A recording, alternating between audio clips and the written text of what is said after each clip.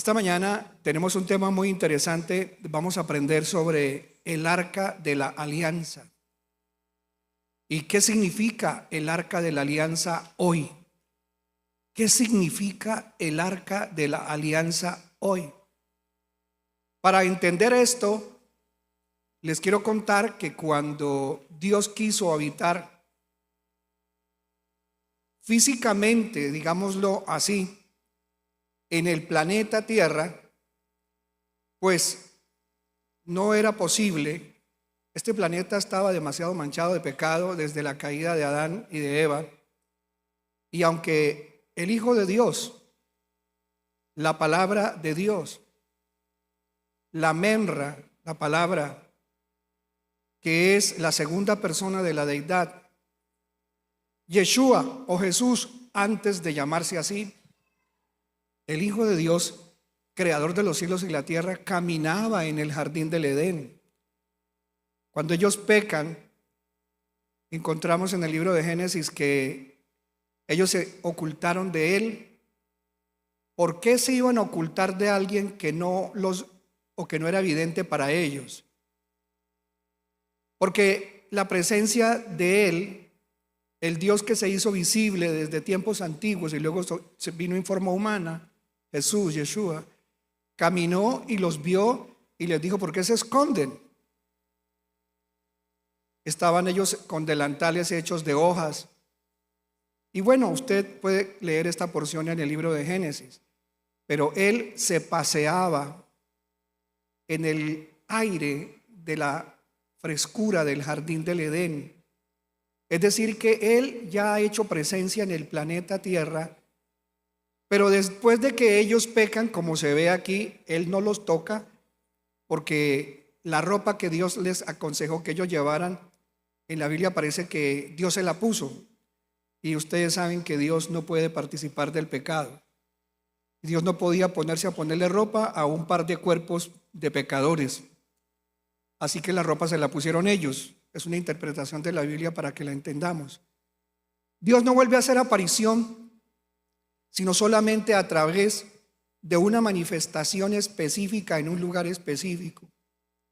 Por eso solamente ellos podían acercarse a Dios a través de altares hechos de piedras, y las piedras, como hemos dicho tantas veces, tenían que ser no piedras puntudas, sino piedras así, bolos, lo que llamamos bolos de piedras, como esos blancos que se ven ahí. Si la cámara voltea un poquito los vas a poder mostrar, hija. Son piedras que no son puntudas, son piedras que el río las ha alisado, y eran las únicas piedras con las que se podía armar el altar, cualquiera de los altares que Dios les enseñó a hacer desde los tiempos de Adán y sus hijos.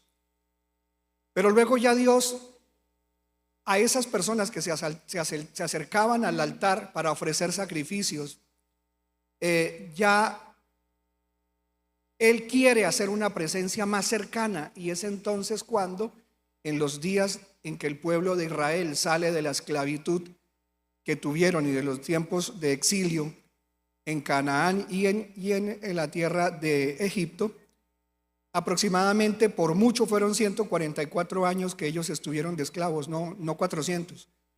La Biblia dice 400, pero son repartidos entre el tiempo que son extranjeros, exiliados, caminantes en territorio extranjero, y la otra porción, 144 como mucho, fueron esclavos en Egipto. Cuando los saca, Dios quiere ahora hacer presencia, y Él pues no puede venir a caminar en la tierra, porque solo estaba prometido que Dios vendría al planeta Tierra en forma literalmente humana, hasta que viniera el tiempo de la venida del Mesías, que es cuando vino Jesucristo y nació de una niña virgen, Miriam o María, de Israel, de Belén. Así que antes Dios pensó una manera muy maravillosa de manifestarse aquí abajo, pero para poderlo hacer tenía que crearles un lugar conocido como el tabernáculo, que fue el primer paso de lo que serían los templos, porque hoy en día siguen habiendo templos, pero los templos que existen hoy en día son también hechos por las manos de los hombres, con las ideas que tenemos los hombres de hacer un auditorio, un salón. Pero Dios hoy no habita, dice literalmente, como lo hizo en el desierto cuando el pueblo salió de Egipto, no habita en templos que lo hagan manos de seres humanos. Hoy Dios habita en templos vivos que somos nosotros. Entonces Dios está viviendo no en este auditorio donde usted viene a reunirse, a congregarse, sino en los que somos creyentes en Él, que somos como las piedras del altar. En esa época, piedras que necesitaba para que el hombre se acercara y ofreciera sacrificios. Y como los sacrificios se ofrecían sobre piedras, hoy nosotros somos las piedras. Y todas las piedras reunidas formamos un altar. Y nosotros hoy se ofrecen los sacrificios no de animales, sino nosotros somos el sacrificio vivo, santo y agradable a Dios. Qué perfecto, ¿no? Todo lo que Dios ha pensado. Pero cuando sí hizo aparición en lugares físicos, antes de que se hiciera el primer templo, que fue el que hizo Salomón, lo quiso hacer David, pero solo lo pudo edificar Salomón. Y el segundo templo, que es el templo que se edificó por parte del rey que existía en esa época, el primer Herodes llamado el Grande. Durante más de 40 años estuvo construyendo ese templo, que fue el templo donde Jesús, cuando vino, entró, predicó y echó afuera a los que comerciaban en el templo. Ese es el segundo templo, el templo de Salomón, que pues había sido destruido el primero. Entonces fue construido el segundo templo en la misma parte, en la misma explanada donde había estado el templo de Salomón. Y ahí van a construir dentro de poco el tercer templo.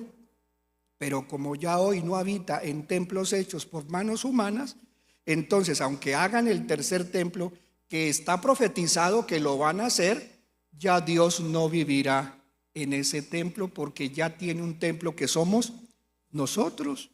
Entonces, si mucha gente cristiana está esperando que construyan el tercer templo porque Dios va a morar en ese templo, qué pena, pero ya mora aquí, en templos vivos. Y si nosotros, el templo vivo, un tabernáculo donde hoy Dios vive, nos vamos dentro de poco en el rapto, entonces pues es muy obvio que va a quedar un templo físico donde le van a hacer creer a la gente que ese es el verdadero templo, ahora el tercero, y que ahí va a estar la presencia de Dios. No, ahí estará la presencia incluso del anticristo, que entrará y estará en ese lugar, así como el anticristo también estará y querrá estar en los templos que somos los humanos, por medio de tecnología que es la marca de la bestia, meterse e instalarse en el ADN de los seres humanos. Pero vamos a hablar de lo primero. La primera vez que Dios hace presencia física en la tierra, lo hace en un lugar que se llama el pretemplo o el tabernáculo. Vamos a ver ahí en la pantalla algunas imágenes que los hermanos nos han conseguido de lo que era el tabernáculo. Los que ya alguna vez han visto el tabernáculo, hay un librito muy antiguo, o yo creo que se deben conseguir algunos como nuevos, que se llama La Casa de Oro. Es un librito que en las papelerías cristianas lo venden, pero que le puede explicar a usted cuál era ese tabernáculo donde Dios primero habitó aquí en la tierra y se lo mandó a construir a Moisés. Y Dios le dijo: los planos de lo que tú vas a hacer, con ayuda de algunas personas artesanas muy creativas como Bezaleel y Aholiba, esos planos son una copia de un templo que yo tengo arriba en el cielo y un altar que tengo yo allá arriba, y allá en ese altar, en el lugar más íntimo de ese tabernáculo, van a construir un arca. Y el arca que ustedes van a hacer aquí en la tierra va a ser una copia del arca que yo tengo allá en el cielo. Entonces, mientras nos muestran las imágenes, podemos ir, por ejemplo, al libro de Éxodo. Vamos a Éxodo como introducción, y vamos a mirar primero en dónde estaba ubicada el arca, porque esa arca que se conoce como el arca de la alianza, ¿el arca de qué? El arca de la alianza, que siempre se lo he recordado a los hermanos, que una película que alguna vez hicieron, creo que era de Steven Spielberg, que se llamaba Indiana Jones y el Arca de la Alianza, ¿cierto? ¿Alguna vez alguien vio la película? Es de la época viejita, pero es interesante, ¿no?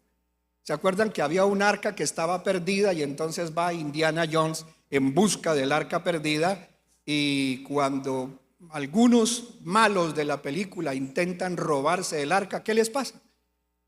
Entonces destapan la tapa que tiene el arca, que se llama el propiciatorio. La tapa se llama el propiciatorio y era el lugar donde se echaba la sangre de los sacrificios por parte del sacerdote principal. Iba y derramaba la sangre ahí. Y esa tapa y esa arca no la podía tocar nadie. Cuando Dios le enseñó a Moisés el arca, ¿quién la podía fabricar? Y luego, ¿quién la podía cargar? Y luego, ¿quiénes la podían transportar cuando estaban viajando de un lugar a otro? Y también, ¿quién era el único que podía acercarse al arca cuando estaba en el lugar más santo, que se llama el lugar santísimo? Y que si alguien más llegaba a tocar esa arca, como la tocaron algunos, incluso hijos de sacerdotes, y se murieron.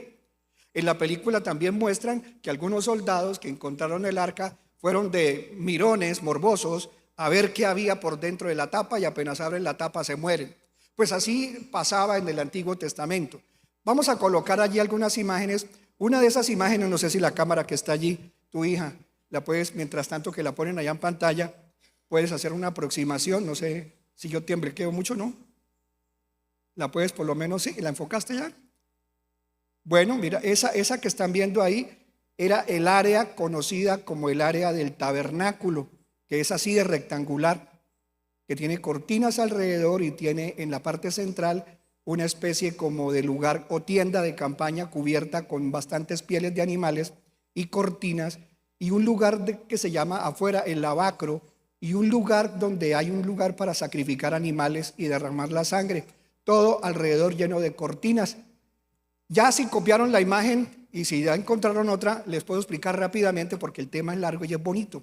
Y lo que significa esto es muy importante para este tiempo. No sé si ya tendrán en cabina la imagen para que yo pueda empezar a mostrarles rápidamente. Si me ayudan, bueno, entonces yo sigo. En el libro de Éxodo, vamos al capítulo de Éxodo, creo que es el 32, o incluso desde el capítulo 20, vamos a ver, capítulo 20, Éxodo 20, 22. Vamos a mirar aquí a ver, porque este versículo pues no lo pensaba mostrar. Acá está. Bueno, vamos a leerlo desde aquí. Éxodo 20, 22. Muy bien.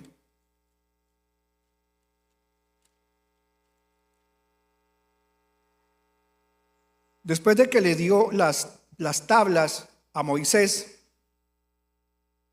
en el versículo 22, y Yahvé dijo a Moisés: así dirás a los hijos de Israel: vosotros mismos habéis visto que os he hablado desde los cielos. O sea, antes de eso solo hablaba Dios con el patriarca que se acercara al altar de piedra desde los cielos. Y les dice eso. Les recuerdo que yo hasta ahora solamente he hecho esto. Pero les dijo lo siguiente, en el verso 23, no vayan a hacer de mí dioses, ni de plata, ni fabricaréis dioses de oro. Para mí, ¿qué van a hacer? Un altar, porque le han gustado los altares. Pero dice, para mí harás un altar de tierra y sacrificarás sobre él tus holocaustos y tus ofrendas de paz, tu rebaño y tu ganado. Más adelante en el 25 dice, y si me haces altar de piedras, no lo construirás con piedra labrada, o sea, piedras que ya han sido golpeadas, trabajadas, como te explicaba antes. Pues si levanta un cincel para golpear las piedras, vas a profanar el altar. Entonces le dice, más adelante les da entonces el altar que ahora quiere, cómo ese altar debe ser construido, y nos vamos un poquito más adelante hasta el capítulo 25, muy bien. Y allí dice, el arca, la mesa de los panes, el candelabro. Y Yahvé habló a Moisés diciendo, dígale a los hijos de Israel que recojan una ofrenda para mí. De todo varón generoso de corazón recogeréis una ofrenda para mí. ¿Para qué era eso? Leamos. Y esta es la ofrenda que recogeréis de ellos. Todos dieron ¿qué? Oro, plata, bronce. ¿Qué más dieron? Azul, dieron púrpura, dieron carmesí, dieron lino fino y pelo de cabras. Están los 4 colores que son los 4 evangelios. El evangelio azul, el evangelio púrpura, el evangelio blanco. Ahí están los 4 evangelios. Por eso son los 4 colores. Y le dice, además tenían que recoger aceite, ¿cierto? Para el alumbrado, especias para el aceite de la unción y para el incienso aromático y lo demás. Y dice que van a hacer ¿qué? Verso 8, ¿qué van a hacer? Dice, y harán un santuario para mí. ¿Y qué promete el Señor? Y habitaré. ¿Y habitaré qué? En medio de ellos. Entonces ahora sí Dios habita.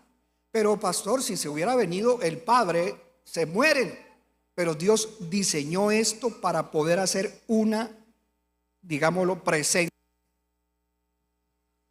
Una presencia en ese lugar físico.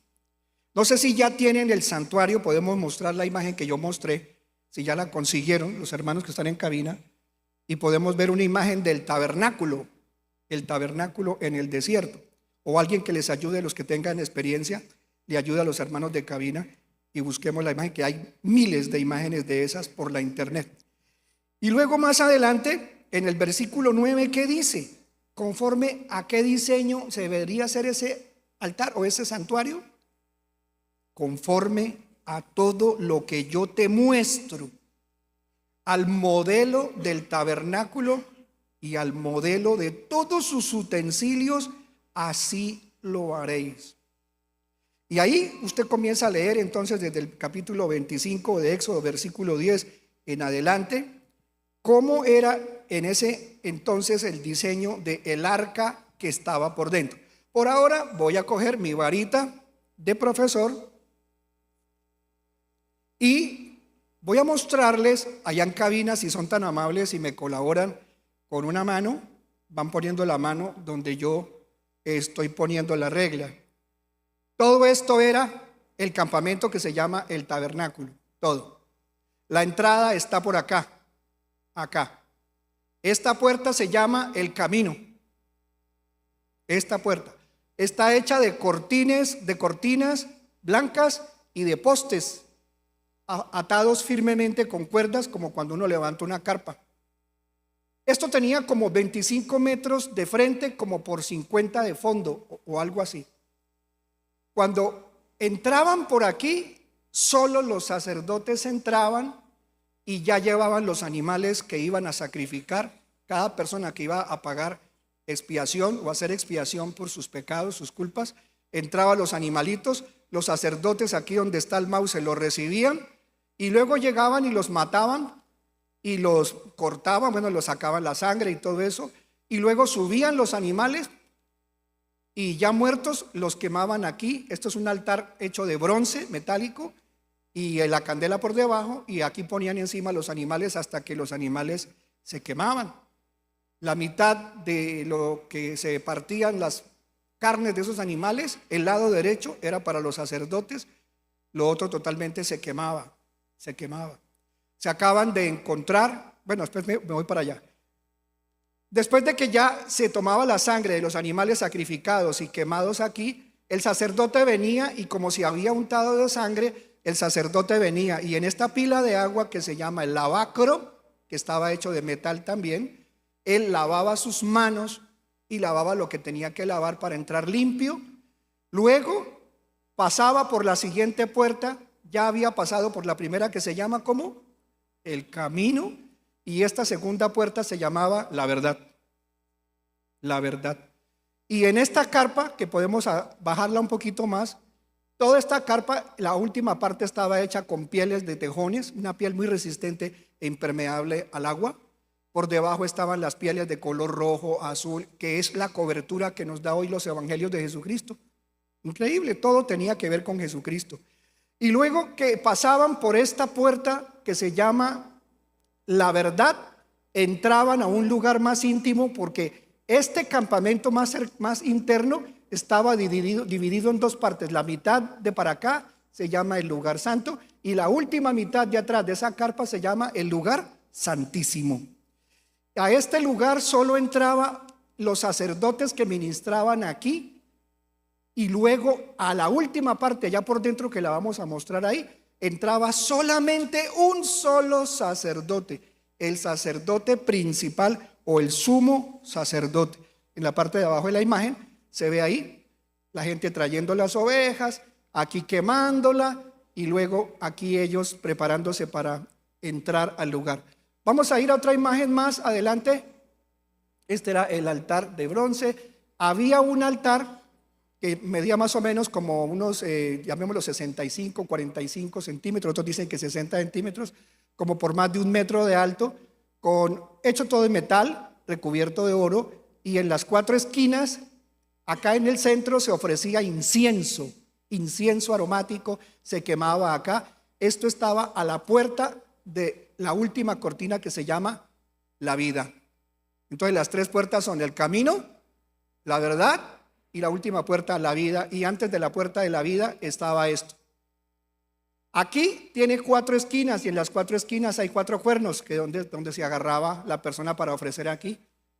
Cuando ya estábamos adentro, vamos para adentro. ¿Qué hay adentro de esa carpa que vimos cerrada? Adentro de esa carpa, esto es afuera, esto es afuera, esto es afuera, aquí, acá, esta imagen. Entonces, segunda puerta, la verdad. Pasaba el sacerdote por aquí y encontraba la menorá o el candelabro de 7 brazos, cuyo brazo central es el Salvador, el Mesías, Dios, y los otros 6 brazos son el número del hombre. Y aquí estaba una mesa con panes especiales que solo los sacerdotes los podían manejar, tocar o comer, después de que estaban ahí un tiempo. Y aquí estaba el altar que le acabo de mostrar, que es el altar del incienso. Acá se quemaba el incienso, que es que antes de entrar a la presencia de Dios hay que ofrecer sacrificio de alabanza, incienso. Por eso a Jesús le regalaron, cuando vino a la tierra, oro, incienso y mirra. Oro porque esto estaba hecho con oro, el candelabro, esto está hecho con oro. Incienso, que se ofrecía aquí, adoración. Y lo último, que es el lugar más difícil, la mirra, que significa sufrimiento. Todo tenía que ver con Cristo. Cuando se terminaba de ofrecer el incienso, llegábamos a esta cortina, que era la tercera cortina, que se llama la vida. Y el único que pasaba por esta cortina, que tenía unas imágenes solo así en semejanza, no para adorarlas, era el sacerdote. Pasaba esa cortina y llegaba al otro lugar. Vamos a ver el último lugar y entramos a describirlo todo. Estamos aprendiendo. Aquí está la menorá, ahí está la última porción para entrar. Y luego adentro, en un saloncito muy íntimo, estaba, bajemos un poquito, déjame ver la imagen, déjame ver arriba, eso. Veamos el arca de la alianza, el arca de la alianza. Bueno, aquí está el altar, la fuente, la primera puerta, el candelabro, el altar de incienso, la última cortina, y aquí estaba por dentro el arca, que es la que van a ver ahí. Está en el lugar santísimo. Veamos el arca, arriba, el arca. Esa es el arca, esta es el arca. Esto es el arca, esto. Gracias. El arca, esa es el arca de la alianza. Que para poderla cargar, pues le hacían unas argollas donde metían unas varas para poderla cargar, una tapa que se llama el propiciatorio y 2 figuras de 2 querubines que se encuentran y se tocan la punta de las alas. Están como en señal de adoración, y en el centro, en la tapa, donde ellos se encuentran, aquí en la tapa era donde el sacerdote venía y después de haber untado sangre en su oreja, llegaba y derramaba sangre de la que se había sacrificado en la tapa del altar. Podemos buscar otra imagen de esa arca de la alianza, que hay unas imágenes muy bonitas del arca, mejores que esta, y vamos a pasar inmediatamente a la enseñanza. En el libro de Hebreos, en el capítulo 8, en el versículo 5, vuelven y nos repiten lo que ya estuvimos hablando. Vamos a mirar Éxodo, que está ahí, 25, 22, rápidamente.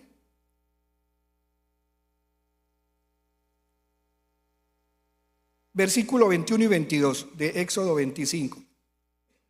Estamos estudiando, amén. Los que estén aburridos digan amén. Ninguno. Bueno, estamos. Entonces, ¿qué dice en el verso 21? Y pondrás la tapa. Veámoslo en una versión que está muy antigua, ¿no? Y no se alcanza a entender. Puede ser la misma LBLA. Veamos otra versión que no sea la JBS. Ahí, la LBL. Ahí. Y pondrás el propiciatorio, que es la tapa. ¿En dónde va la tapa? Encima. Ya les mostré la tapa que tenía esa caja toda forrada en oro. Esa caja de oro, donde están los dos ángeles encima, está forrada de oro, pero la madera que está por dentro, porque no es oro macizo, es oro que forra una caja de madera. La madera de la que está hecha esa caja es acacia. Es la única madera que no se pudre. Porque resulta que si la caja significa Cristo y el arca es Cristo, no es que el arca sea Cristo, sino simboliza a Cristo, es tipo de Cristo, porque Cristo es divino, oro, y el cuerpo de Cristo nunca se descompuso, ni siquiera estando muerto. Pastor, 3 días y no le salió un gusano, ni un gusano. No llevaba chinches, pulgas, ni garrapatas, no llevaba nada. Lo único que pagó fue el pecado, que es peor que eso, y lo pagó en la cruz. Así que el cuerpo de Cristo nunca se hinchó, nunca se descompuso, porque la madera de acacia nunca se pudre. Vamos entendiendo que todo fue craneado por Dios para que revelara a Jesucristo.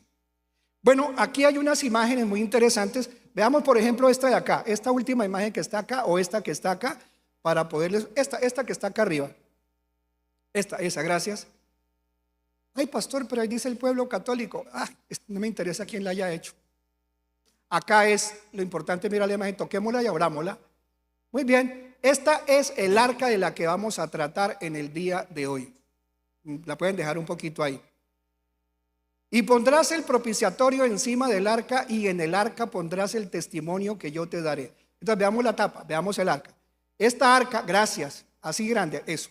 Aquí encima, donde se tapa la caja, esta tapa, esta tapita que se ve aquí encima de oro, se llama el propiciatorio. ¿Por qué propiciatorio? Porque era el lugar donde Dios sería propicio para expiar los pecados de ellos. Porque es ahí donde debía caer la sangre de los sacrificios. Y el sacerdote la echaba por encima, caía aquí, y Dios, desde este punto donde caía la sangre en esta tapa de oro, salía después, y lo vemos en la Biblia, vamos a mirarlo, una nube de humo, una nube que subía desde ahí, desde donde la sangre caía, subía una nube que se elevaba, una columna de nube que se elevaba hasta el cielo, hasta la presencia de Dios, de día. Y de noche, esa columna de nube se convertía en una columna de fuego. Y eso significaba que ahí estaba la presencia de Dios, porque era el lugar donde Dios era propicio. O sea, Él era propicio para estar donde estaba la sangre cubriendo. ¿Dónde está la sangre de Cristo cubriendo hoy? ¿Quiénes están cubiertos con la sangre de Cristo? ¡Ay, aleluya! Aquí veo muchas personas que ahora Dios les ha sido propicio. ¿Por qué Dios nos es propicio? Porque ha caído sobre nosotros la sangre de Cristo que nos cubre, y donde está la sangre, Dios tiene presencia. Columna de nube de día, columna de fuego de noche. Mire qué tremendo, que todo lo que significaba eso. Ahora, es importante esta arca de la alianza, muy importante, porque además aquí adentro, porque alguien preguntará, ¿y para qué es esa cajota? ¿Y qué estará ahí adentro? Entonces Dios les dijo, como acabamos de leer, yo le diré qué es el testimonio, o sea, las cosas para dar testimonio mío, que deben estar metidas en esa caja. Y en esa caja de oro, de madera de acacia, con tapa propiciatoria, con sangre encima, por dentro estaba la vara de Aarón, mucho más gruesa que esta y de pronto igual de larga, la vara de Aarón que floreció, que es la vara de almendro. Y como esa vara floreció, es un milagro, esa vara está ahí guardada. Y ahí también Dios le dijo que debían guardar ¿qué? El maná, que fue la comida que solo comían los ángeles y que Dios le dio al pueblo de Israel en el desierto. Y debían guardar una parte de maná, y ese maná que está ahí en la caja no se pudre. Hace algunos años, en 1980 o 82, un hombre que tenía otra profesión, pero además era aficionado a la arqueología, llamado Ron Wyatt, y esto es solo un comentario. Este hombre no se sabe cómo, y hay mucha gente que critica esto, solo que me parece una noticia muy curiosa, y Esa noticia tan curiosa la traje yo pues para comentarles qué fue lo que pasó. Este hombre, con el permiso de alguien en esa época, encontró, dice él, el arca de esta alianza, la encontró debajo justamente de la colina donde Jesús murió. Si alguien pudiera mostrarme la imagen de el arca y Ron Wyatt, busquen, ahí van a encontrar la imagen. El arca de la alianza y Ron Wyatt, W-Y-A-T-T, Wyatt. Y les voy a mostrar algo muy curioso y luego se lo voy a explicar por qué. ¿Por qué? Porque si solo la sangre que es propicia debía caer sobre la tapa del propiciatorio, hay algo que nos llama mucho la atención. ¿Será verdad o no será verdad que este hombre haya encontrado el arca de la alianza? Y ahora vamos a mirar bíblicamente dónde está el arca. ¿En dónde estuvo esa arca después de que el pueblo de Israel caminó con ella por el desierto? Voy a mostrarles cuál imagen es. Aquí está una imagen de, bueno, yo le digo cuál me parece más. Acá esta. Listo. Abramos esa imagen. Es solamente para darle una noticia que ustedes sabrán cómo la analizan. Solo la imagen nomás, si aparece. Si no aparece, busquémosla en otro lado. Si no aparece, no importa. Esa. Gracias. Bueno, está muy fea. Busquemos otra que se parece. Regresemos atrás y tengamos un poquito de paciencia. Yo sé que usted tiene paciencia. Ahora, si es verdad, pues vamos a ver qué fue lo que pasó, porque realmente pues este señor que ya se murió, él lo contó, yo vi las imágenes, vi fotografías, vi cosas, lo escuché a él dando testimonio en inglés, claro, y él cuenta lo siguiente que yo le voy a contar a usted. Él dice lo siguiente, que obtuvo el permiso para hacer una excavación por debajo de lo que se conoce hoy como el monte del templo, donde se había construido el segundo templo, que es el monte donde está hoy el templo de Herodes, pero hoy en día ya no está porque no quedó piedra sobre piedra. Y él dice que estando por debajo, llegaron a un lugar que estaba encerrado como por metal y candados que se veían muy antiguos y que pudieron entrar pasando esta limitación que tenían. Él hizo documentales contando quién estuvo con él, quiénes lo acompañaron. Muchos evangélicos creemos y analizamos que esto tiene alguna posibilidad de ser cierto. No puedo afirmarlo porque a mí no me consta, yo no estuve ahí. Pero la conclusión a la que llego es que esto puede ser posible. ¿Qué está contando él? Él dice que este objeto tan misterioso, el arca de la alianza, que nadie la podía tocar porque se moría, solo los levitas, sacerdotes la podían cargar. Entonces, pues desde luego que él no es levita y él posiblemente no la podía tocar. Pero cuando él la encuentra justamente debajo, estaba debajo del mismo lugar, dice él, donde Jesús de Nazaret fue sacrificado, es decir, el monte Calvario. Yo estuve en el monte Calvario y no sé si podemos por lo menos buscar la imagen del monte Calvario visto de lado. Yo pongo a correr allí a los hermanos del altar, pero es que como hoy la internet es tan rápida, pues no hay necesidad de demorarse mucho, pero es solamente buscarlo. Vamos a ver esta imagen y les voy a contar algo. Cuando Cristo Jesús muere, permítame alguna imagen del monte Calvario que sea muy diciente del monte Calvario real. Esta sí se ve el Gólgota, acá. Gracias. Esa está muy buena. Yo estuve en ese lugar y le tomé la fotografía en el año 2008 que estuve en Jerusalén. Y me causó mucha curiosidad porque la foto que yo tengo se ve la cara de la calavera, todavía en esa época se veía, esa, la de arriba, esta, déjela así.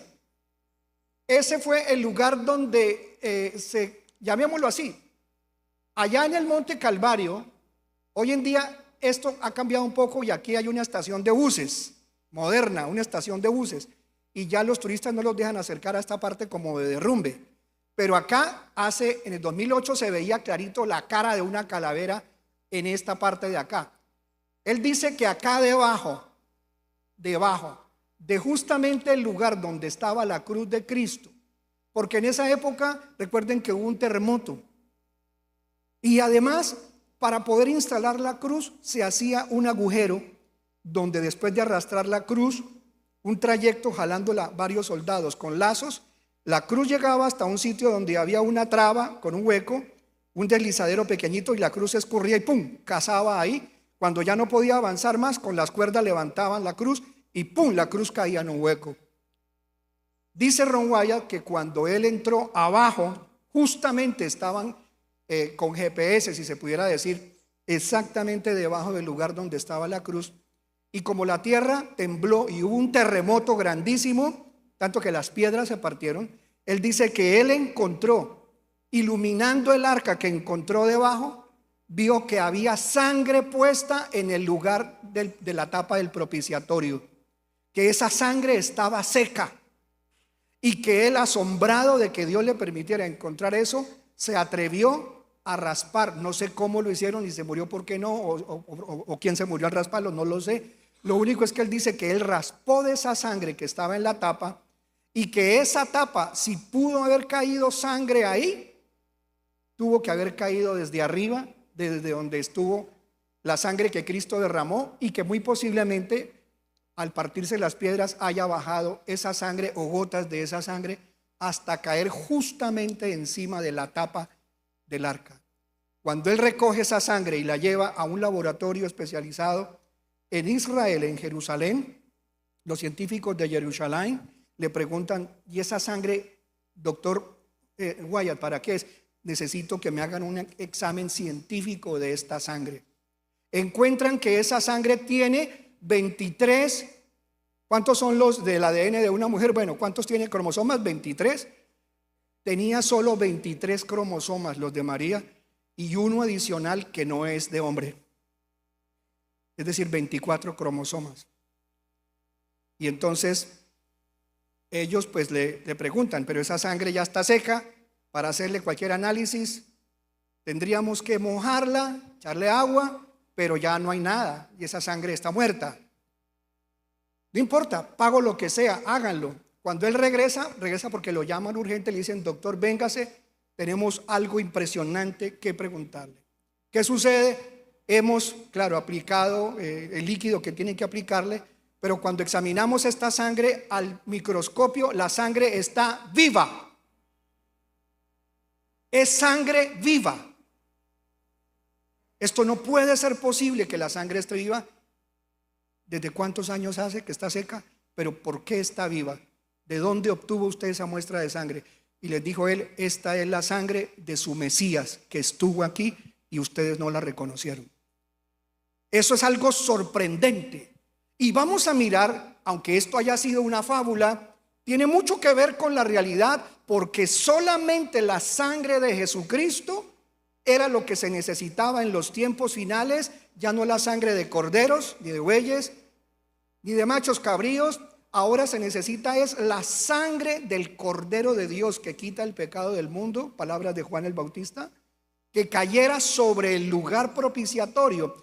Pero no necesariamente tenía que caer la sangre sobre ese propiciatorio, porque Jesús de Nazaret sí murió en la cruz del Calvario, en el monte de la Calavera, pero él resucitado lleva, o mejor dicho, antes de haber resucitado, él se presenta.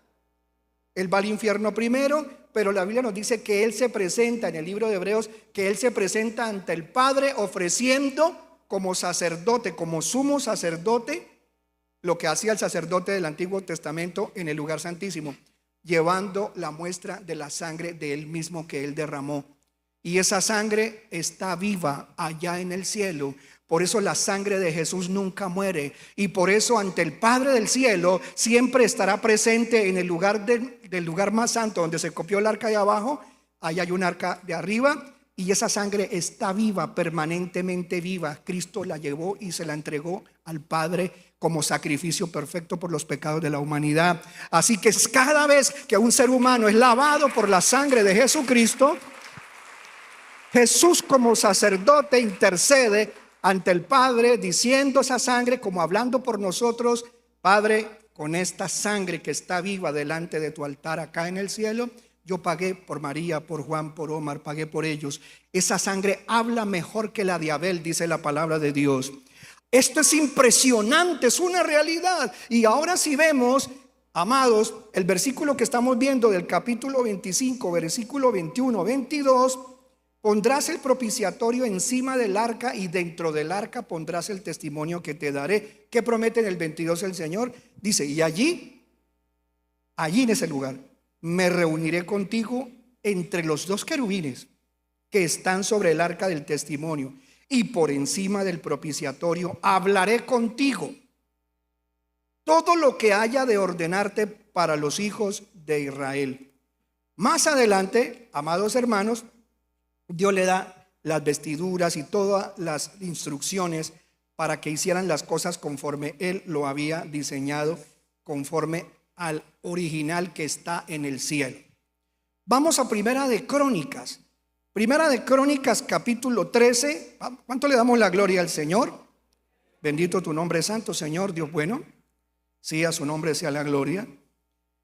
Esa arca, ¿dónde estuvo y dónde ha estado? Rápidamente, para los hermanos interesados, el arca estuvo entonces ahí en el desierto, como lo leímos en Éxodo 25. La cargaron hasta que llegaron a la tierra prometida. Cuando estaban llegando, primero, ¿dónde estuvo? Estuvo ahí en el desierto, en el tabernáculo, Éxodo 25, Números 10.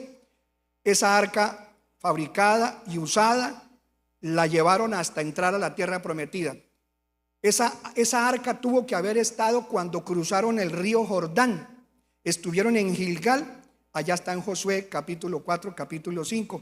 Pero muy curioso es que en el libro que vamos a ver, creo que es Josué 3, vamos a leer Josué 3. Abramos por favor nuestra Biblia en Josué 3. Estamos haciendo el recorrido donde está el arca y vamos a ver al final dónde está el arca cuando terminemos esta enseñanza. Josué, después de Deuteronomio, el siguiente libro, el libro de Josué, en el capítulo 3. Y allí en el capítulo 3 voy a resumir porque es todo el capítulo para que usted lo lea con cuidado allá en su casa. En el capítulo 3 dice en el versículo, vamos a mirar el versículo 4 y yo le leo o le explico los primeros versículos. Josué se levanta muy de mañana con toda la gente, ya llegaron a la tierra prometida, están a la entrada de la tierra prometida, están por pasar el río Jordán, ir a conquistar, ¿cierto?, las murallas de Jericó, y luego ya comienza la repartición de la tierra, aunque ya a 5 tribus se les había dado una tierra por allí, adelantados algunos, pero hay una condición. La condición es que ellos, al cabo de 3 días de recorrer todo el campamento, en el versículo 3 dice, y mandaron al pueblo diciendo, cuando veáis el arca del pacto, estoy leyendo Josué 3:3, eso, y dieron órdenes al pueblo diciendo, cuando veáis el arca del pacto del Señor vuestro Dios, y a los sacerdotes levitas llevándola, ellos solo la podían tocar, partiréis de vuestro lugar y la seguiréis. O sea, acuérdense que en el desierto ellos se movían así. El arca estaba en el centro, a 2 kilómetros estaban todas las carpas, según las tribus repartidas, conforme Dios les dio la orden de repartirse en alrededor. Nadie podía hacer la necesidad fisiológica de orinar ni de hacer del cuerpo en el área, ni siquiera como el arca estaba en el centro, porque ese era el lugar donde tenían, digámoslo así, como la oficina pastoral, donde Dios tenía las cosas de él. 2 kilómetros más o menos estaban las primeras carpas de los que estaban en el desierto, más de 3 millones de personas. Y luego, si alguien tenía ganas de hacer del cuerpo, tenía que coger un palo con una punta, una estaca, e irse con ese palo lejos de las carpas, hacer su necesidad fisiológica en un hueco y luego taparlo, como los gatos, taparlo. Porque Dios decía, yo estoy en medio de ustedes. ¿Cómo estaba Dios en medio de ellos? Ya habíamos dicho que Dios habitaba ahora ¿en dónde? En el tabernáculo. ¿Y en qué lugar específicamente? En la tapa del arca. Entonces Dios dice, yo miro, y si alguno de ustedes les da por hacer del cuerpo aquí cerquita, se muere. Así, pero si tengo diarrea, ¿qué? Pues mijito, prepárese y corra, porque aquí no se puede. Y llévese su palito, porque si yo llego a pasar por el campamento y veo alguna inmundicia, aquí en Colombia decimos pailas, le va mal, le va mal. O sea, Todos sabían que ningún ser humano podía estar cerca de esa arca. ¿Quiénes eran los únicos que podían estar cerca? Los levitas o los que estaban delegados de esas tribus para cargarlo. Ahora, cuando ya van a entrar a la tierra prometida, hay un río que cruzar. ¿Cuál río es? El río Jordán. Entonces le dice a las personas, a los sacerdotes: ustedes, como siempre, van adelante y la gente va atrás. La gente tiene que ir atrás mínimo ¿a cuántos? 2000 metros. Ay, ay, ay. Ay, ay, ay. ¿Saben ustedes quién es el arca para nosotros? ¿A quién simboliza el arca? A Cristo. ¿Cuántos podemos estar no solo cerca de Cristo, sino en Cristo? Y Cristo está en nosotros. Es un privilegio, por favor. Antes a kilómetros, papá, a kilómetros. Ahora que van llegando al río Jordán, Dios les dice: se adelantan los sacerdotes cargando el arca en sus hombros, y atrás comienza el pueblo a marchar cuando ya el plazo, la distancia se haya cumplido. Leamos el versículo 3. Y dieron órdenes al pueblo diciendo: cuando veáis el arca del pacto del Señor vuestro Dios, y a los sacerdotes levitas llevándola, partiréis de vuestro lugar y la seguiréis. Siguiente versículo, ¿qué dice? Versículo 4. Y dice: sin embargo, ¿qué le advierte Dios? Dejaréis entre vosotros y ella una distancia de unos 2000 codos. Bueno, el codo puede tener 45, 50 centímetros. Veámoslo, por ejemplo, en la versión NTV, que siempre pone cifras acercadas al tiempo nuestro. Cambiémosla por versión NTV, que eso es lo que hace la NTV, tratar de acercarnos un poco más en palabras sencillas. Dado que ustedes nunca antes viajaron por este camino, ellos los guiarán. Quédense como a 1 kilómetro detrás de ellos. Mantengan una buena distancia entre ustedes y el arca. Ahora les puso 1 kilómetro. Dice: asegúrense de no acercarse demasiado. O sea que la presencia de Dios era tremenda en esa arca. Se podían morir. Ahora, en el versículo 7, y Yahvé, así en la NTV, el versículo 7 dice: el Señor le dijo a Josué: a partir de hoy empezaré a convertirte en un gran líder a los ojos de todos los israelitas. Sabrán que yo estoy contigo tal como estuve con Moisés. Y entonces les dice que mande a los sacerdotes que cargan el arca, que cuando lleguen al borde del agua se detengan en el mismo río. Verso 11, por favor. Dice: he aquí, miren el arca del pacto que pertenece al Señor de toda la tierra. Los guiará al cruzar el río Jordán. Veamos. Siguientes versículos. Elijan ahora a 12 hombres de las tribus de Israel, uno de cada tribu. ¡Wow!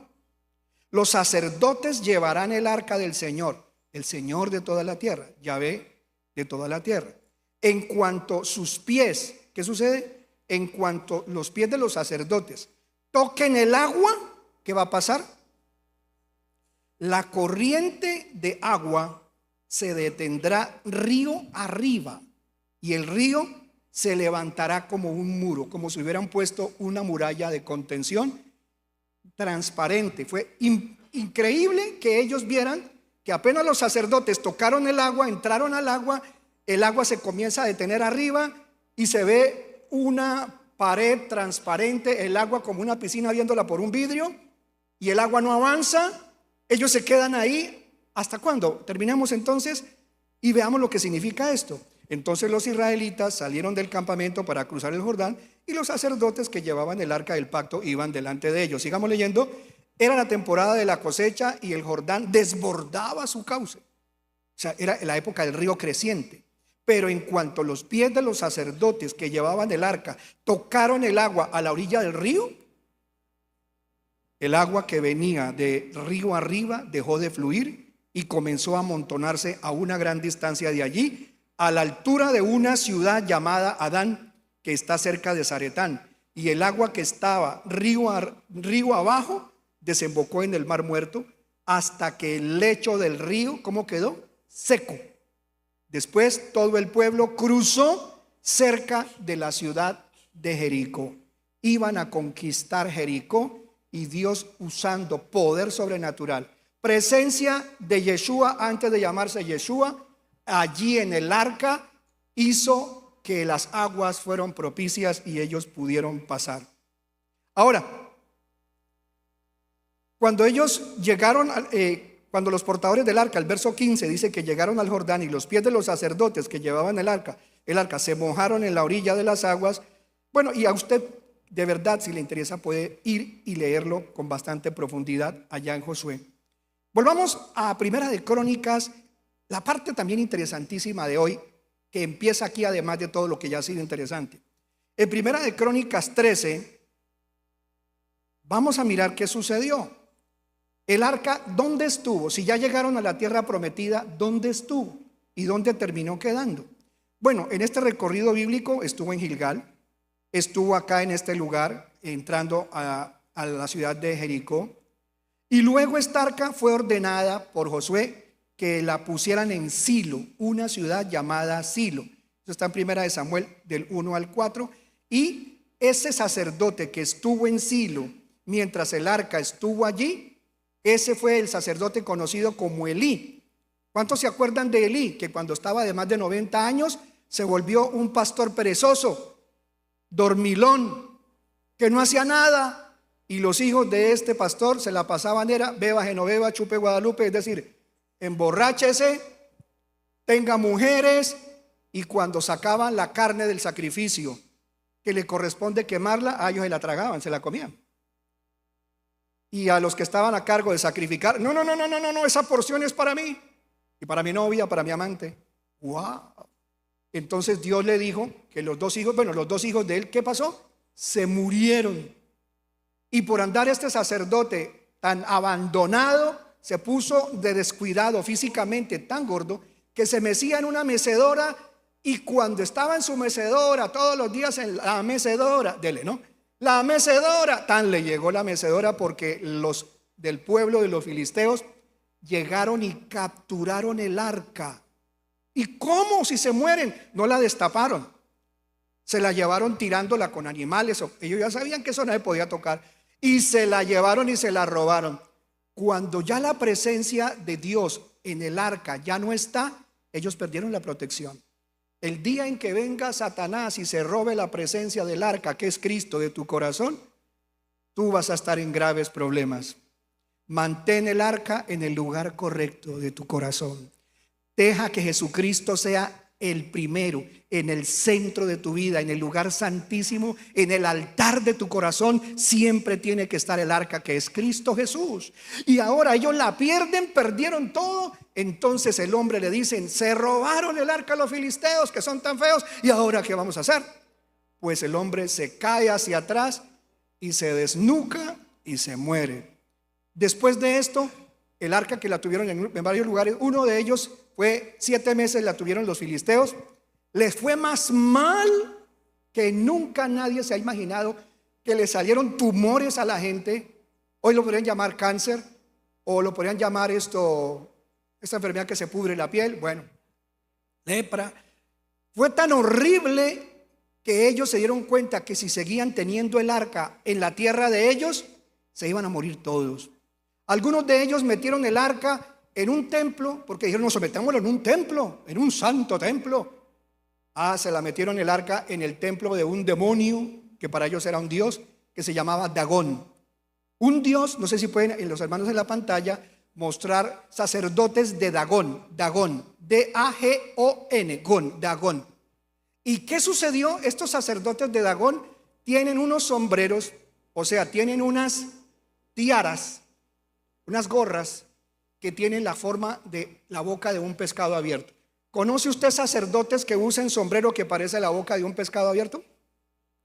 ¿Quiénes las usan? No me cuente, cuéntela ya a su abuelita. No le estoy echando a la abuela, es que las abuelas, muchas de ellas son muy adoradoras de los que usan este sombrero con cabeza en forma de pescado con boca abierta. Y pusieron el arca delante de ellos. Mire, estas son el tipo, acá abajo, acá podemos ver, mire, acá, es muy antigua, y esta sí es tomada de unas, la de abajo, esta, clic, o esta de acá también. Acá se ve, estas son imágenes de cosas en piedra, arqueología, y ahí podemos ver que estos sacerdotes usaban con la boca de un pez mirando para arriba, con la boca abierta, que después terminan siendo estos. Podemos colocar esta que yo tengo acá señalada. Esta, gracias, tócala, ok. Aquí está lo que terminó convirtiéndose el gorro en forma de boca de pescado. Ustedes ya saben quién los usa, ¿cierto? Clarito. Pues vamos a ver esta imagen acá, esta que tengo a la izquierda, y abramos esta imagen. Entonces llevaron y pusieron el arca en el templo del dios pescado, porque Dagón viene de la palabra hebrea Dag, y Dag, así se dice pescado en hebreo, Dag. Pescados, Dagín, pero este dios se llamaba Dagón, pescado. Entonces, cuando ponen el arca en ese templo y entran por la mañana, encuentran que la imagen de su dios con cabeza de pescado está partido por la mitad. Así que se asombran, insisten hasta que ya no se partió por la mitad, sino que fueron descabezados. Cuando encuentran ellos un día que llegan y ya su dios con cabeza de pescado ha sido descabezado, ¡ay! Uy, este Dios de los judíos, de los israelitas es tremendo, nos descabezó nuestros matachos. Descabece sus matachos antes de que sea tarde. Y si tiene de ídolo a uno de estos que andan cargando sombrero con cabeza de pescado, salga corriendo. La gente sigue siendo necia, hermano. Ahora, después de este lugar, como les fue tan mal, entonces devolvamos eso porque esto nos va a matar. Ya mató a nuestros ídolos, bueno, nuestras imágenes fueron destruidas. Dios se buscó la manera de que pusieron el arca. Ellos, claro, no la podían tocar con lazos, yo no sé cómo la pusieron, en 2 bueyes, que preguntaron, ¿cómo se la devolvemos? Mándela en una carreta nueva, con bueyes que estén en buenas condiciones. Entonces montan eso, le preguntan a los israelitas, ¿cómo les devolvemos esto? Porque nos vamos a morir todos. Mándenosla así. Y el ganado, los bueyes que llevaban el arca ahí subida en la carreta, nadie humanamente hablando los guiaba. Los bueyes llegaron a donde tenían que llegar. Dios sacó el arca de allá y la llevó a otro lugar. Esa arca después fue llevada para que la cuidara tiempos, muchos años después, en casa de un señor que se llama Obed Edom. Obed fue el que Dios le permitió que su casa sirviera para guardar esa arca. Y los 3 meses que esa arca estuvo en la casa de Obed Edom fueron tan rebendecidos. Así que si usted tiene la oportunidad de que el arca, que es Cristo, esté en su casa y no se mueva, habrá bendición sobre tú y tu casa. Bendito es el Rey de la Gloria, precioso Jesús. Leamos el capítulo 13. Mire que no la podía tocar nadie, ¿cierto? Versículo 9 del capítulo 13 dice, pero cuando llegaron a la era de Kidón, Usa, que era uno de los hijos de los sacerdotes, extendió su mano al arca para sostenerla, para que no se cayera. ¿Y qué le sucedió? Bueno, porque los bueyes tropezaban. ¿Y qué sucedió en el verso 10? En el verso 10 dice, precisamente cuando Saúl, no, está leyendo Primera de Samuel y es Primera de Crónicas 13. Primera de Crónicas 13. Eso, versículo 9. Está muy bien, gracias hermana por tu esfuerzo. Primera de Crónicas 13 dice, capítulo 13, versículo 9. Primera de Crónicas, yo la voy leyendo. Pero cuando llegaron a la era, ¿cierto?, de Kidón, Usa extendió su mano al arca para sostenerla, porque los bueyes tropezaban. Para sostenerla. ¿Qué pasó en el verso 10? Dice el 10. Entonces se encendió el enojo del Señor de Yahvé contra Usa y lo hirió de muerte, porque había puesto su mano sobre el arca. Así fue como Usa, ¿qué le pasó? Murió allí en la presencia de Dios. David se puso bravo. Dios mío, pero si este muchacho lo único que estaba haciendo era cuidar que no se cayera. Estaba haciéndonos un favor. Mire, cuando usted cree que le está haciendo un favor a Dios y es en contra de la voluntad o del ordenado por Dios, es fatal para nosotros hacer las cosas a nuestra manera. Yo sigo a Dios a mi manera. Dios y yo, Él me conoce. Yo no tengo que estar adorándolo, ni cantándole, ni llorando como una Magdalena, como veo gente en el culto, y es que, ay Señor, te amo. Y qué ridículo. No, no, no. Yo estudié incluso en el seminario de los sacerdotes redentoristas. Yo estudié 5 años y yo iba para sacerdote. Mi hermana es monja y tengo un tío que es arzobispo. Yo conozco a Dios perfectamente, perfecto. Lleva el arca como tú quieres, te va a quemar. Eso es lo que nos está diciendo Dios con todas estas cosas. En el capítulo que estamos viendo, en el versículo 11, David se disgusta y ese lugar donde ocurrió la muerte de Usa, David le puso Pérez Usa. Si lo leemos rápido, Pérez Usa. Sí, Pérez Usa, que significa el lugar donde se rompió a Usa. Ahora, verso 12 hasta el verso 14, leámoslo completo. Ahora David tenía miedo de Dios y preguntó, ¿cómo podré regresar el arca de Dios para que esté bajo mi cuidado? Por lo tanto, David no trasladó el arca a la ciudad de David, a Jebús, ahora Jerusalén, sino que la llevó a la casa ¿de quién? De un señor que se llama Obed-Edom, que era de la región de Gad. ¿Y qué pasó? El arca de Dios permaneció en la casa, permaneció. Es importante que la presencia de Cristo, el arca, hoy en día permanezca en la casa de Obed-Edom por 3 meses, y el Señor bendijo a los de la casa de Obed-Edom y todo lo que él poseía. Cuando uno se mantiene firme en los caminos del Señor, no es perfecto, pero quiere agradar a Dios con todo su corazón. Cristo es el centro de su casa. El centro de su casa no es la parranda. El centro de su casa no es la rumba. El centro de su casa no es el trago. El centro de su casa no son sus amigos. El centro de su casa es Dios. Usted será bendecido y todo lo que tenga será tocado por la mano de Dios, será bendecido, prosperado. Así que si esto ocurrió en el Antiguo Testamento, ¿cómo no estará Dios bendiciendo al pueblo de Dios que le entregamos, como dice Josué, y yo y mi casa serviremos al Señor? Terminamos y dice el versículo último, este es el 14, sí, hasta ahí llegamos. Y todo lo que él tenía. Vamos a avanzar de aquí, de este lugar de la casa de Obed-Edom. Después fue trasladada a la ciudad de David. Ahí podemos verlo en 2 de Samuel 6 del 12 al 17 en tu casa. Y llegamos al templo de Salomón, que ya pues cuando llegó la época en que el rey David incluso le había mandado a hacer una especie como de tiendita, allá metieron el arca y allá David iba y se gozaba y danzaba. Se le conoce como el tabernáculo de David. ¿Y por qué esa última parte donde David la tuvo? Porque él no podía construirle templo hasta que no vino su hijo Salomón. Se le construyó el primer templo oficial del cual hablé al principio de este servicio. Mientras el arca estuvo en el tabernáculo que hizo David, que era temporal, Dios bendijo también mucho a David y al pueblo de Israel. Por eso la Biblia dice que hoy estamos llegando al día y al tiempo en que es levantado o será levantado el tabernáculo de David. Porque resulta que David entraba al lugar donde estaba el arca, claro, no la tocaba, pero ahí David era un adorador. Con toda su alma adoraba al Señor.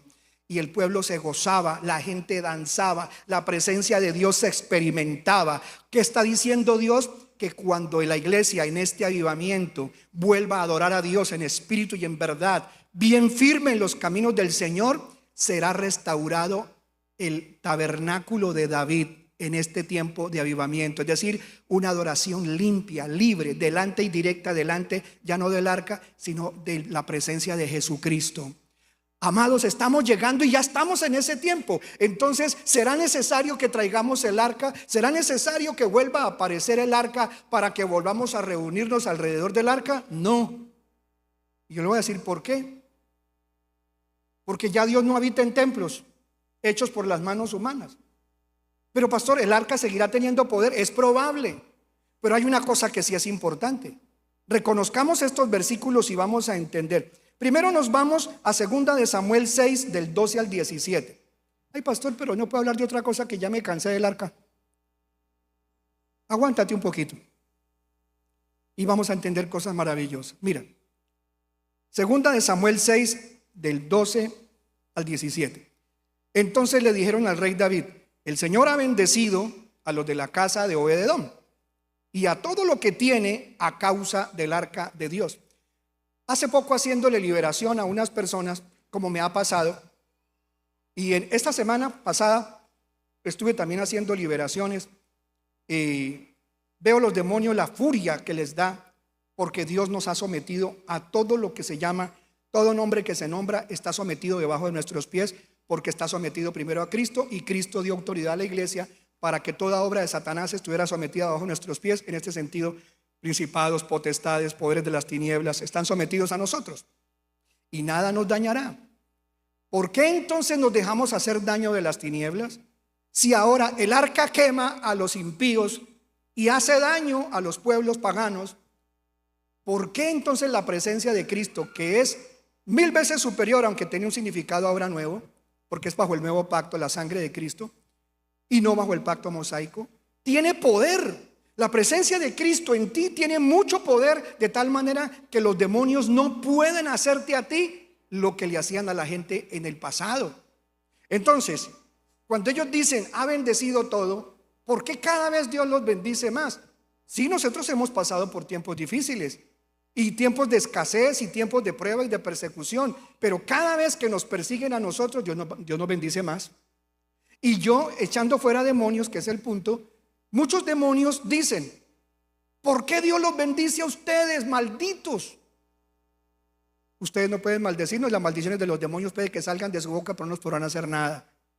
Nos han intentado hacer hechicería, brujería, magia, vudú, rezos, riegos, conjuros. Hace poco estaba yo a las 3 de la mañana durmiendo, cuando en el sueño vi que había opresión. Yo ya conozco la manera como aparece la opresión, cuando vienen espíritus de parte de gente que hace rezos, conjuros, hechizos, chamanismo, todo eso, para que se muera el pastor, o para que se enferme el pastor y la familia, para que les vaya mal, para que tenga un accidente. Siempre Dios me avisa, en sueño o literalmente o con voz audible.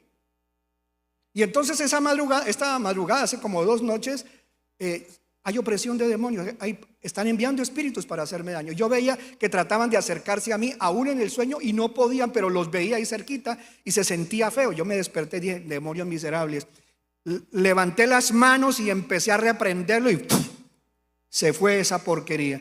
Ejércitos de demonios vienen a veces contra nosotros, vienen a causarnos daño, accidentes, y Dios nos avisa. Les estaba contando que en enero de este año vine a un culto de domingo y les conté 2 minutos que saliendo del Diamante donde vive mi madre, el Señor, a la salida, apenas me subo al carro, el Espíritu Santo me dice, accidente, ora por accidente. Te quieren accidentar. Yo, ora por accidente. Amén, Señor, gracias. Y entonces comienzo todo el camino saliendo del Diamante, ahí donde está la planta eléctrica del Diamante, ahí en la calle 89 con 120. Ahí comienzo yo a orar. Llego hasta la autopista y voy orando, Señor, ya me hablaste, hay un accidente. Yo, imagínense cómo iba yo manejando, yo así, con 4 lámparas por todos los lados. Yo, así. Señor, guárdame. Entonces reprendo todo espíritu de accidente y reprenda a los demonios.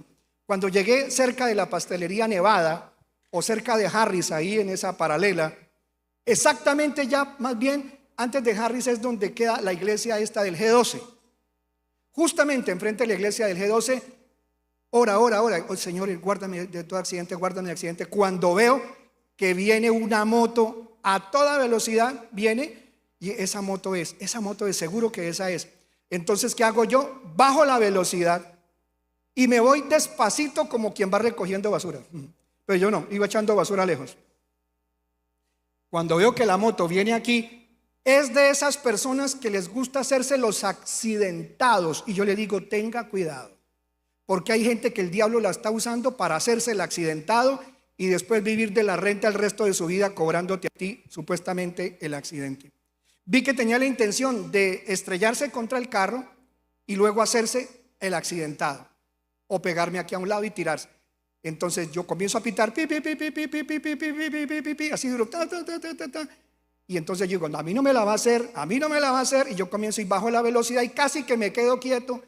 Iba a orillar el carro. Cuando el hombre vio que yo ya me estoy orillando, ¿sabe qué hizo? Se baja de la moto, la deja caer al piso. Un bandido, un drama. Se hace el que se cae de la moto y la moto se queda contra la berma izquierda y hace y levanta la pata y hace todo. Si ni siquiera me tocó, ni tocó el carro, él solito haciéndose el accidentado. Fue a la fiscalía después de que yo seguí, no le puse cuidado, y demandó que un señor en un carro blanco se le había botado para acabarlo, para estrellarlo, y así estaba en la fiscalía, que este señor fue y se le botó a él que iba adelante mío. Y diablo tan mentiroso. Gracias, Señor, porque si no hubiera venido orando, el diablo me la hace, y tenía su instrumento para hacerlo. Cuando vamos con el abogado, porque yo fui con abogado, la misma señora que nos recibió dijo: no, pues es que la persona dijo que era que usted se le había botado para accidentarlo brutalmente. Y, Dios mío, ¿qué tipo? Al día de hoy no ha pasado nada con esa dichosa demanda, porque estaba bajo oración. Y las puertas del Hades no prevalecerán contra mi iglesia, dice el Señor. No le van a ganar. Ni demandas, ni reclamos, ni cosas que haya contra ti podrá prosperar. Dice el libro de Isaías: ningún arma forjada contra ti podrá prosperar. El Señor me lo advirtió. El diablo te quiere producir un accidente. Esa protección es la que hoy Dios tiene contra su pueblo. Yo incluso compré una cámara, esas que venden en internet para carros, y se la puse. Donde yo el carro, hay cámaras mirando para adentro y para afuera, así. A toda hora el carro mío está grabando. Con eso, pero lo más importante no es la cámara, es que los ojos del Señor están puestos sobre sus hijos. El ángel de Yahvé acampa alrededor de los que le temen y los defiende, dice su palabra. Vamos a terminar. ¿Dónde está el arca hoy en día y para dónde va todo?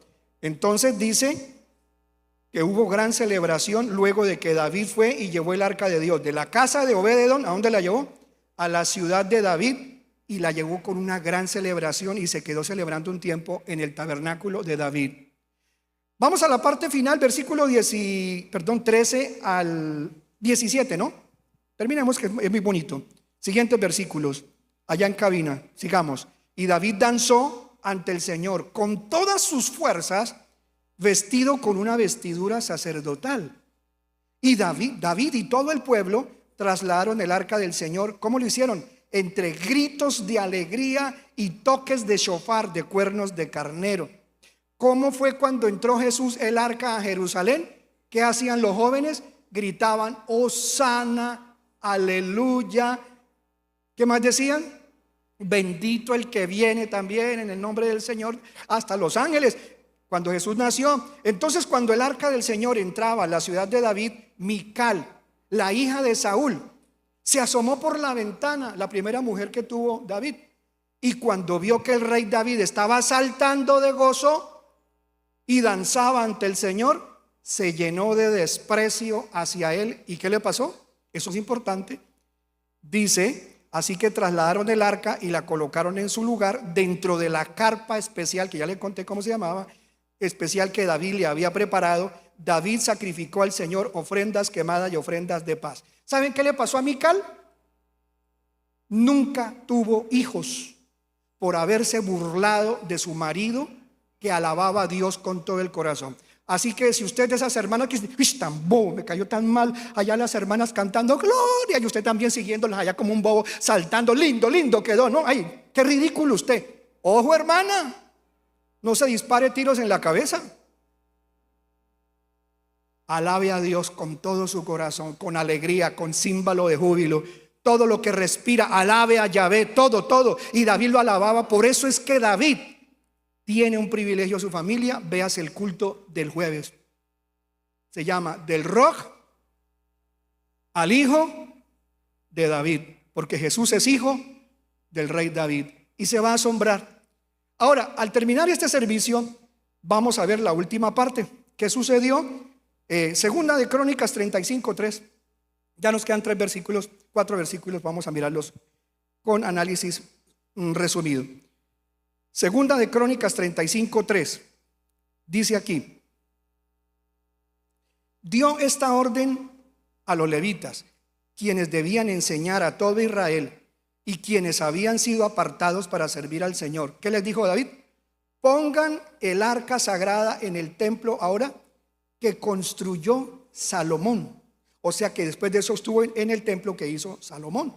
Dice: hijo de David, rey de Israel, ustedes ya no tienen que seguir cargándola de un sitio a otro sobre sus hombros. Ahora dediquen su tiempo a servir al Señor su Dios y a su pueblo Israel. Entonces ya está advirtiendo que llegó el tiempo en que no deben andar, ¿qué?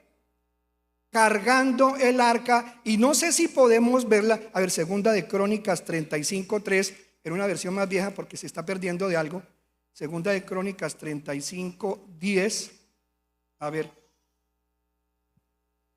Sí, está bien. Nos vamos ahora a mirar esto sorprendente en Jeremías capítulo 3 del 15 al 17. Y esto es tremendo y es definitivo. Jeremías capítulo 3 del 15 al 17. Vamos a mirar. Dice allí: Dios dice, eso, Jeremías capítulo 3 del 15 al 17. Dios promete algo. Entonces os daré pastores según mi corazón. ¿Qué deben hacer los pastores? Después de todo eso del arca y lo del Antiguo Testamento y las leyes de Moisés, dice: os daré pastores según mi corazón, que os apacienten. ¿Qué es apacentar? Guiar, llevar a lugares de delicados pastos, o sea, buena comida espiritual, oración, cuidado pastoral. Que os apacienten con conocimiento y con inteligencia. ¿Qué más sigue prometiendo el Señor para este tiempo? Y sucederá que en aquellos días, cuando tengamos pastores y nos estén enseñando con sabiduría, dice: cuando os multipliquéis, le dice a Israel, y crezcáis en la tierra, declara el Señor, no se dirá más arca del pacto del Señor. No les vendrá a la mente, ni la recordarán, no la echarán de menos, ni será hecha de nuevo. ¿Y qué están pensando hacer allá esta gente cristiana evangélica que están esperando que pongan otra vez la menorá y que pongan otra vez el tercer templo y que en el tercer templo esté el arca de la alianza? Y como no la han encontrado, dicen ellos, entonces piensan hacer otra arca nueva. Y ya Dios había dado una orden desde Jeremías que ni la van a tener en cuenta como antes se tenía en cuenta, ni que tampoco la van a contemplar como la contemplaban antes, ni vamos a depender del arca. Ahora tenemos pastores que nos pastoreen con sabiduría y con conocimiento. Yo quiero profundizar aquí una gotita. Jeremías 3:15, permítame, yo tengo que mirarlo aquí en mi Biblia. Jeremías 3 dice así, y dice: ni se acordarán más de ella, ni la visitarán, ni se hará otra. O sea que si dice ni la visitarán, ¿es por qué? Si la Biblia en el original, en el hebreo, dice ni la visitarán, si dice si no la visitarán, es porque ya la habrán encontrado. Porque uno no va a visitar lo que no ha encontrado, ¿cierto que no? Es más, el verbo en hebreo creo que es el verbo yifkedu. No la visitarán ellos. Y el verbo está en tiempo imperfecto, en futuro. Es una estructura simple activa del hebreo, de la gramática del hebreo. Está diciendo que aunque la lleguen a encontrar, no la visitarán. ¿Y por qué usted dice eso? Porque el Señor dice, vamos a terminar el versículo: en aquel tiempo Jerusalén será llamada trono de Yahvé, y serán reunidas a ella todas las naciones. Se reunirán ¿a qué? Al nombre de Yahvé en Jerusalén, y no andarán más tras la dureza de su malvado corazón. Verso 18: en aquellos días la casa de Judá andará con la casa de Israel, unión de los dos pueblos, y juntas vendrán desde la tierra del norte a la tierra que di en posesión a sus padres. Estamos en ese tiempo, y yo le voy a contar algo. ¿En dónde está el arca hoy en día? Pastor, usted ya dijo que Ron Wyatt la había encontrado. Pues me encontré un versículo que me dejó sorprendido, y no voy a dejar de mencionarlo, porque yo nunca me imaginé cómo la encontré. A ver si vemos un momentito segunda de Crónicas 35:3, creo que ya lo vimos, sí. Hay un versículo que dice que el arca fue llevada, según Jeremías, y puesta en un lugar debajo, en la tierra de Jerusalén. Y yo creo que ese lugar es muy probable que sea el que dijo Ron Wyatt. No lo estoy afirmando, digo es muy probable. Así que entonces están ocultando el arca estos judíos ortodoxos, pero cuando ellos la saquen ya no les servirá de nada, porque ahora el arca, el poder del arca no está ahí. El arca está aquí en nuestro corazón, que es Cristo Jesús. Puestos de pie, leemos entonces lo que dice la Biblia en Apocalipsis, capítulo 11, versículo 19. Apocalipsis, ya vamos a estar de pie, se nos ha ido el tiempo. Capítulo de segunda, dije yo, no, Apocalipsis 11, 19. Bendito es el Señor.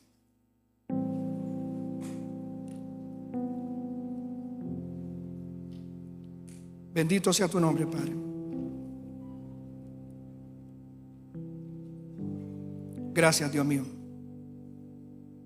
Yo les recomiendo a los hermanos que se lean el Salmo 132, que es mesiánico, muy mesiánico, y donde Dios revela todo el proceso del arca, qué iba a hacer, qué iba a hacer. Ahí entonces está Apocalipsis 11, 19. Permítame, voy a mi Biblia porque la tengo llena de apuntes maravillosos.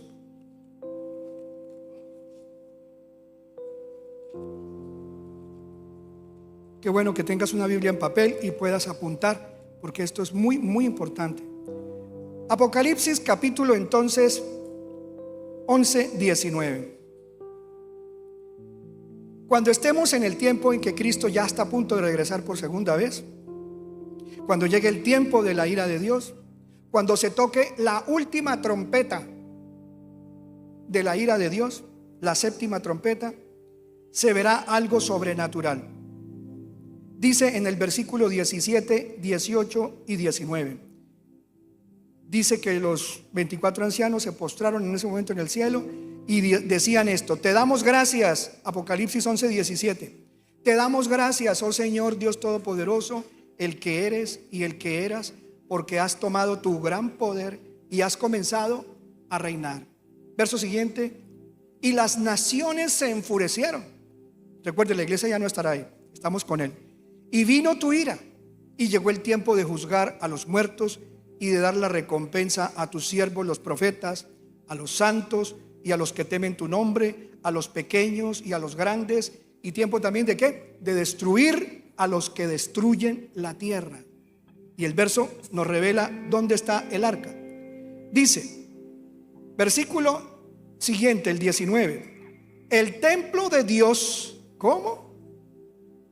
El templo de Dios que está ¿en dónde? Que está en el cielo, fue abierto, y el arca de su pacto se veía en su templo. ¡Wow! O sea que sí, allá arriba en el cielo, una, no imagen, sino un original del arca está allá. Y como el arca refleja a Cristo, Cristo está sentado a la diestra del Padre, pero hay un arca que se veía.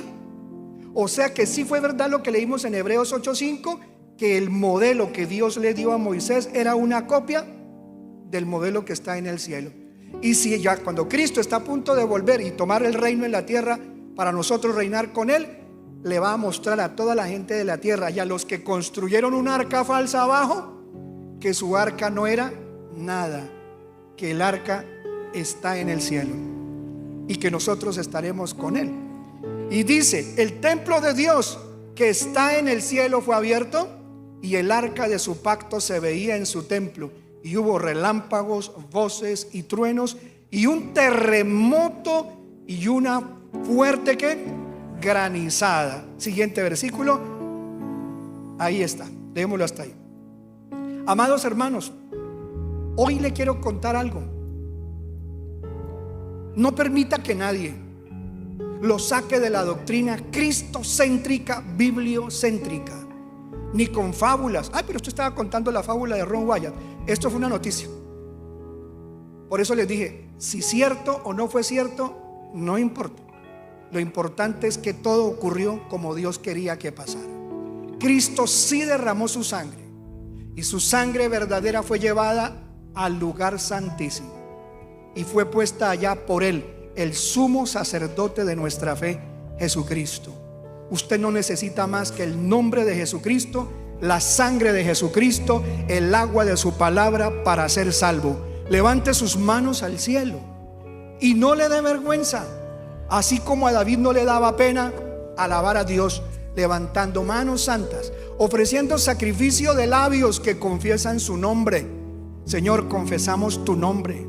Por eso ningún poder demoníaco puede contra tu iglesia, porque estamos lavados, sumergidos, rociados con la potente sangre de Jesucristo, y los demonios tiemblan y los espíritus infernales se estremecen, porque el arca poderosa que es Cristo está en mí y yo estoy escondido en Cristo.